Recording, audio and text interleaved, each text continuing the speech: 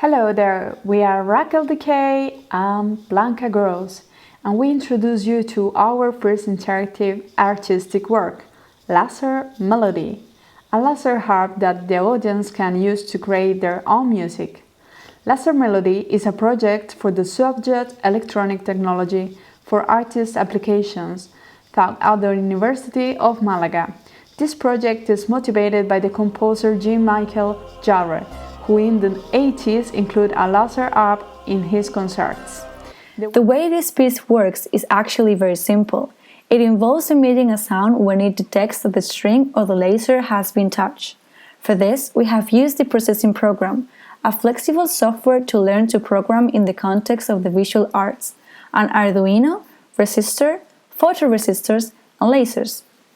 The structure of the harp is made up of a box or the racks of a canvas, placing the lasers at the top, facing downwards where the photoresistors are located.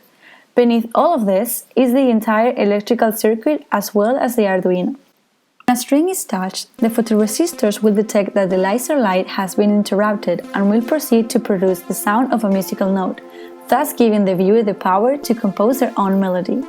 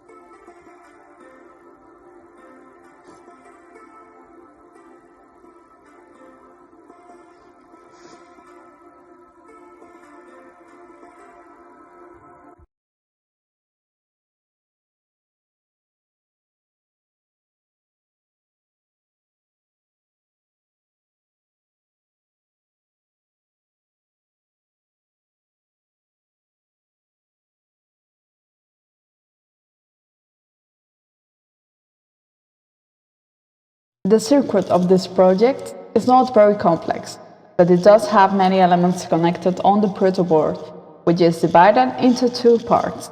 The left side will be connected to 5 volts on the positive side, and the right side will be connected to GND on the negative side. Between these two extremes, the elements will be placed into two groups. On one hand, the lasers, and on the other hand, the photoresistors and resistors, as well as the ports to which they are connected to. All the resistors will go on the positive side, and the lasers and photoresistors on the negative one, all placed in lines. When it comes to connecting these lasers and photoresistors, as they will be placed in the harp structure and the cables they present are very short, it is essential to have several meters of cable, either right cables or cable with pins. Of the letter there is a kit on Amazon of 120 male female and male female cables. It will be beneficial if the cables are of different colors to differentiate them from each other. With respect to join the cables, there are different alternatives. It's advisable to weld them. However, in our case, we haven't done it. Raquel has used male-female pin cables and simply attached them to each other repeatedly. Blanca has simply twisted the cables between them and wrapped them in electrical tape to ensure that they do not come loose.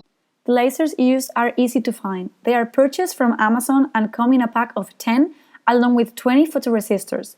For its use, it is not necessary to use any type of resistors, but it is advisable to wear protective glasses so as not to damage your sight, since the laser light is quite strong. We highly recommend that the orientation of the lasers is always downwards. This project has been carried out online, which means that each member has worked from home through video calls, and in order to make the work equally equitable, each one has created the same prototype of the harp with different materials. Raquel's way, which is using the racks of a canvas, making the holes with a drill, and Blanca's way, which is using a hard cardboard box, making the holes with scissors and a pencil. In the processing part, we first declare the int variables of the 6 analog ports, as well as using boolean together with if and else to execute different actions depending on whether they are true or false based on the light values provided by println, conditioning this to prevent the sound from bouncing, in such a way that as long as the photoresistor does not detect the laser light, a sound will be emitted, and conversely, when the photoresistor detects the laser light, no sound will be heard. We have used the processing sound library to load the sounds that we previously have edited using an external program called Logic Pro X to get the different musical notes. Developing this project has had certain difficulties. On one hand, working remotely has been more difficult since it does not have the same facilities as working in person with a partner, and it means investing more time into solving problems. On the other hand, the protoboards of each one were different, so we had to adapt the circuit to each one. When working with photoresistors, it is essential to ensure that the light we are working with does not vary much, as it can alter the result of the code.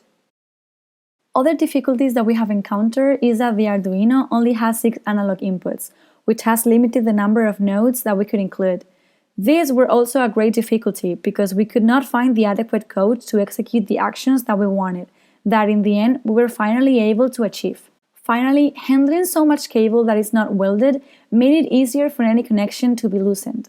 It is highly recommended to work with several meters of cables in order not to run out of material, as well as to ensure that the cables of different elements do not touch each other, as it can alter the operation of the circuit. None of this could have been possible without the help of our teachers, Luis Molina and Arcadio Reyes.